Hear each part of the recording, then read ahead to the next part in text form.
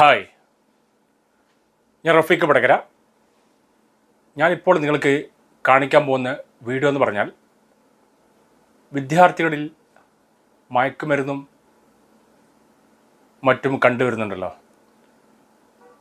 അതിനെക്കുറിച്ച് ഒരു ബോധം നൽകുന്ന ഒരു വീഡിയോ ആണ്. അതുകൂടാതെ ഇങ്ങനെ വല്ല സംഭവം കണ്ടു കഴിഞ്ഞാൽ നമ്മൾ വിളിക്കേണ്ട ഒരു നമ്പറുമാണ്. Okay, thank you.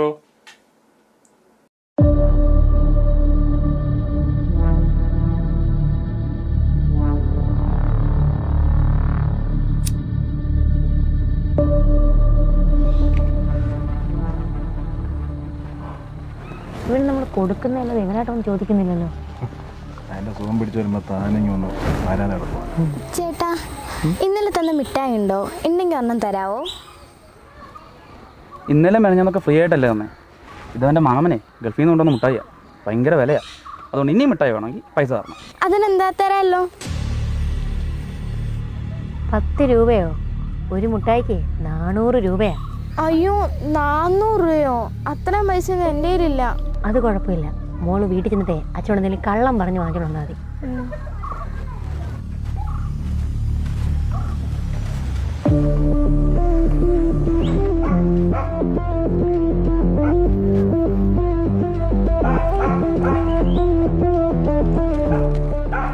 നാളെയും കൊണ്ടുവന്ന നാളെയും തരാം. മോളെ, നീ എന്തിനാ കരയുന്നേ? മോളെ, ഞാൻ എത്ര നേരം കൊണ്ട് നിന്നോട് ചോദിക്കും, നീ എന്തിനാ കരയുന്നേ? ഒന്ന് പറഞ്ഞേ. മോളെ, ഇങ്ങോട്ട് നോക്കിക്കേ, എന്താ നിന്റെ പ്രശ്നം?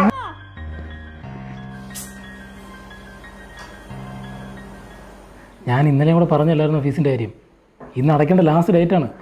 അല്ല സാറേ, ഇന്ന് മോൻ്റെ കയ്യിൽ ഞാൻ പൈസ കൊടുത്തു വിട്ടിട്ടുണ്ടായിരുന്നു ഫീസ് അടയ്ക്കാനായിട്ട്. അവനോട് അടച്ചിട്ടില്ല പൈസ? അടച്ചില്ല. ആ സാറേ, ഞാൻ വിളിക്കാം കേട്ടോ. മോൻ വന്നേ. ഞാൻ ചോദിച്ചിട്ട് വിളിക്കാം. ശരി. ഡാ, നീ വന്നേ. ഫീസ് അടച്ചായിരുന്നോ? അടച്ചായിരുന്നു. അയ്യോ, അത് മേടിക്കാൻ വിട്ടു. മറന്നുപോയല്ലേ? കള്ളം പറയുന്നു. നിന്റെ സാറിനെ വിളിച്ചായിരുന്നു. നീ ഫീസ് അടച്ചില്ലല്ലേ? പൈസ എടുക്കടാ.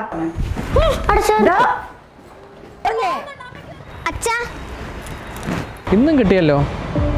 ഇതിപ്പോൾ തുടർച്ചയായിട്ട് 3ാമത്തെ ദിവസമല്ലേ നിനക്ക് കിട്ടുന്നേ. നീ ഇത് രുചിച്ചു നോക്കിയോ?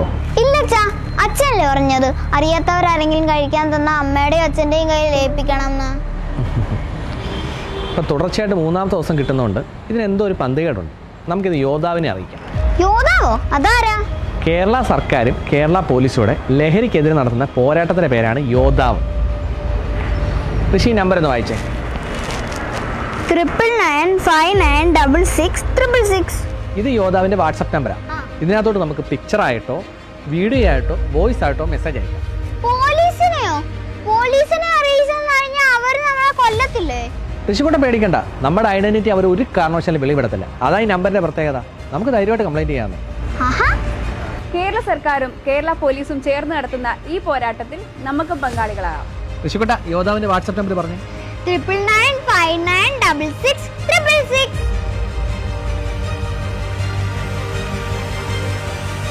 നമ്മുടെ കുഞ്ഞുങ്ങളുടെ മുഖത്ത് പുഞ്ചിരി വിടരാൻ നമുക്ക് ഈ ലഹരി മാഫിയ ഇവിടുന്ന് തുടച്ചു മാറ്റാം. നിങ്ങളുടെ സ്റ്റേഷൻ പരിധിയിൽ എന്തെങ്കിലും അസ്വാഭാവികമായി കണ്ടാൽ തീർച്ചയായിട്ടും അതാത് പോലീസ് സ്റ്റേഷനിൽ വിവരം അറിയിക്കുക.